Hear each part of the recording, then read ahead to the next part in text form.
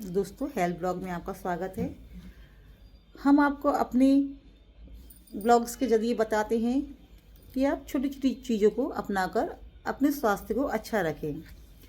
Refined oil हमारे भारत में शायद ही कोई किचन हो जहां रिफ़ाइंड ऑयल नहीं आता है।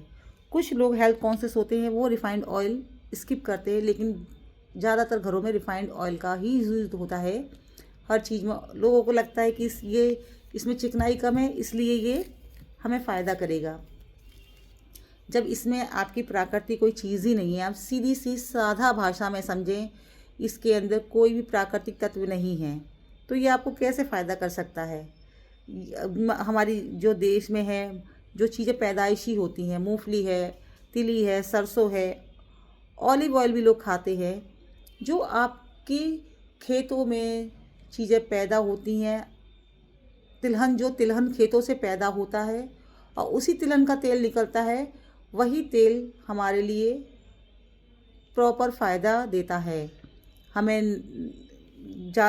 नहीं समझना है कि उसमें क्या क्या चीज़ें डली हैं, इसमें क्या क्या चीज़ें नहीं हैं, लेकिन जो चीज़ आपको कुदरत के द्वारा प्रॉपर उपलब्ध होती है, वही आपके शरीर को फ़ायदा कर सकती है। भले ही आप लोग रिफ़ाइंड तेल खाते हैं, उसमें आपको लगता है कि चीज़ें कम चिकनाई में अच्छी बन रही हैं, लेकिन उस चीज़ का नुकसान आपको एकदम तो नहीं मालूम पड़ेगा। जब उसे आप खाते रहते हैं, तो वो बाद में छोटा नुकसान बाद में बड़ा नुकसान का रूप लेता है।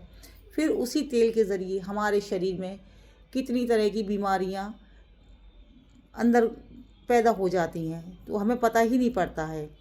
कोई भी बीमारी, किसी भी तरह की बड़ी बीमारी बन सकती है। तो अगर हमें कोई जानकारी मिल रही है सही तरह की, उसमें कोई चीटिंग नहीं है, तो फिर हमें गलत चीज़ों को अपनी किचन में नहीं रखना चाहिए। ये हमारे स्वास्थ्य के लिए बहुत सही चीज़ें होती हैं। आप लोगों के लिए ये समझना बहुत ज़रूरी है कि हमें ज़्यादातर चीज़ें जो हमारी कुदरत के द्वारा हमें मिलती हैं, वही हमारे शरीर को फ़ायदा करती हैं। रिफ़ाइंड ऑयल हमारे लिए बहुत नुकसानदायक है, इसलिए रिफ़ाइंड ऑयल से जहाँ तक हो सके आप बचें। मेरे ब्लॉग्स में इसी तरह की छोटी छोटी जानकारियाँ हमेशा अपडेट होती रहती हैं। आप मेरे ब्लॉग्स को देखते रहा करें। जय जिनेंद्र।